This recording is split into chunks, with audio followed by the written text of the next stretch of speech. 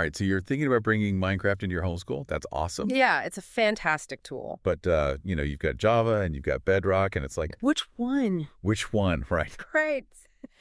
So we're going to do a deep dive today. We've got a bunch of articles, a bunch of notes, and A lot to cover. yeah, a lot to cover. We really want to help you figure out which version is going to work for your family. Exactly. Which one's really going to bring the most to your homeschooling? So let's just jump right in. I mean, right off the bat, you've got to think about, like, devices. Devices, right. And if you want everybody to play together, Bedrock is where it's at, right? Yeah, I mean, if you've got a family, especially a homeschooling family, you might have different devices, right? You might have somebody on a tablet, Phones? phones, a PlayStation, an Xbox. It doesn't matter, It doesn't matter with Bedrock. Everybody can play. which is amazing, right? Because if you're thinking about collaborative projects, you're thinking about, homeschool groups or even just siblings working together on something. Bedrock is really great for that. It opens up so many possibilities, right? I mean, you can have kids working together on a project, each using their own device. Right. I mean, think about virtual field trips, Right. They can explore ancient Egypt together or build a replica of the Roman Colosseum, all from their own homes. Yeah. It's a really cool way to bring history and culture to life. Right. And that's a really good point, especially for, homeschool groups where everybody's coming from different places. Exactly. So, that's something to think about. Definitely. Java, though, like if you're talking about customization, Oh, yeah. Java's the king of customization. forget about it. You can download skins, you've got mods, and I mean, the sky's the limit. Right. It's incredible. Your kid could, I was reading about mods the other day, and you could have a Roman Empire mod. Oh, yeah.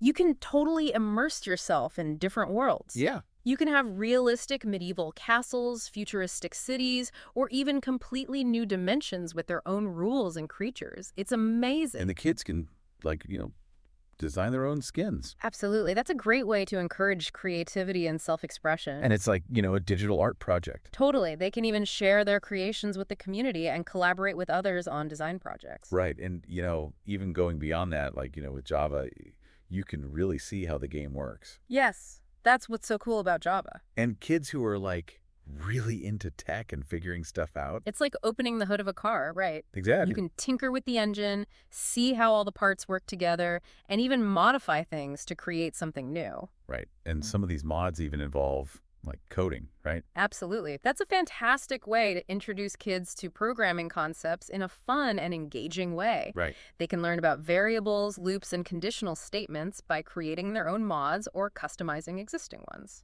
So it's like teaching them those skills that are so valuable in this day and age. Totally.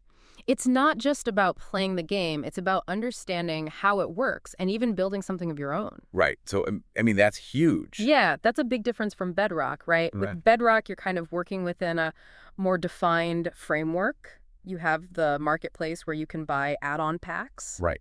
Right. It's more curated. It is. It's very curated. It's convenient, don't get me wrong. Oh, absolutely. It's great for getting started quickly and having access to a wide variety of content, but it's not as open-ended as Java. Right.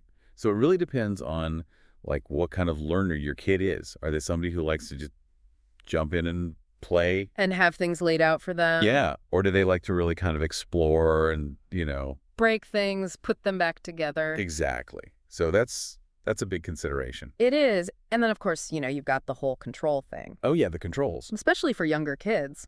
Or even kids who are just, getting used to using a mouse and keyboard.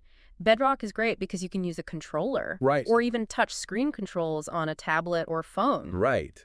That's a big advantage. It makes it a lot more accessible for a wider range of players. Right.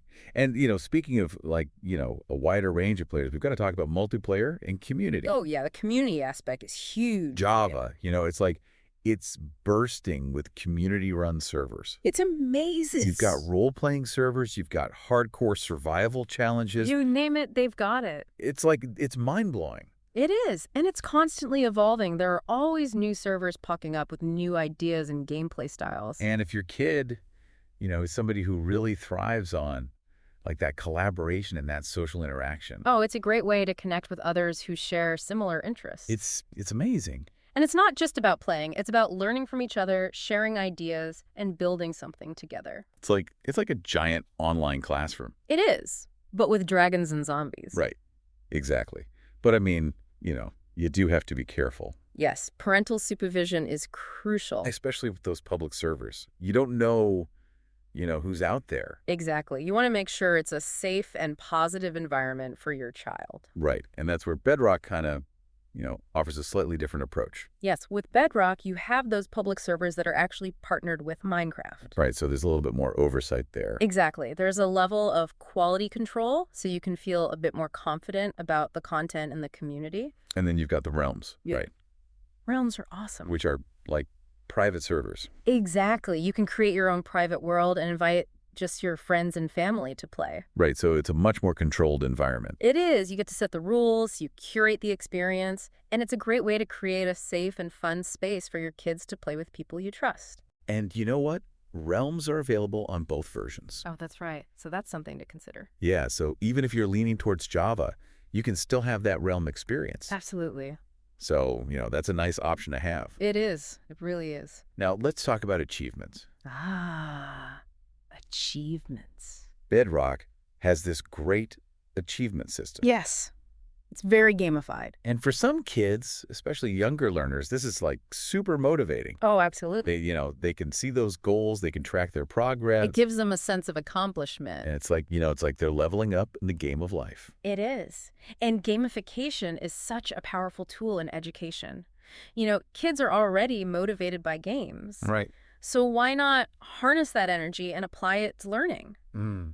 By setting goals, earning rewards, and leveling up their skills, they're actually learning and growing without even realizing it. It's sneaky learning. It is. It's the best kind of learning. And, with Bedrock, you also have the added bonus of parental controls through that Xbox Family Settings app. Oh, yes. That's a huge plus for parents who are concerned about online safety and screen time. Right. You can, set limits, you can monitor their activity, and you can just have a little bit more peace of mind. Absolutely. It gives you that extra layer of control and security. So, okay, where does this leave us? Well, I think it's pretty clear that both Java and Bedrock have a lot to offer. Right. It really comes down to what's best for your family. Java is amazing for those tech-savvy kids who love to customize, explore those vast community-driven worlds. Right. They want to get in there and tinker. Exactly. And Bedrock, it offers that more structured cross-platform experience with a focus on achievements and parental controls. Right. So it really depends on your child's learning style, their interests, their tech skills. Absolutely. Are they social butterflies who thrive on collaboration, or do they prefer to work independently at their own pace? These are all things to think about. They are. There's no right or wrong answer here. It's all about finding the version that best aligns with your family's homeschooling journey. And I think, thinking beyond Java and Bedrock, the real magic of Minecraft is its potential as a learning tool. Oh, absolutely. It's not just about digging and building. It's about creativity, problem solving, collaboration. These are skills that are essential for lifelong learning. It's a platform for exploration, experimentation, and self-discovery. It's amazing. So as you embark on this Minecraft adventure with your family, think about how you can use it to spark your children's curiosity. Yes. Help them develop valuable skills and really foster a love of learning. The possibilities are endless. They really are. It's exciting. It is. So have fun with it. All right. Well, that's our deep dive for today. I hope this has given you some food for thought as you navigate the world of Minecraft for your homeschool. Happy mining. We'll see you next time. Bye.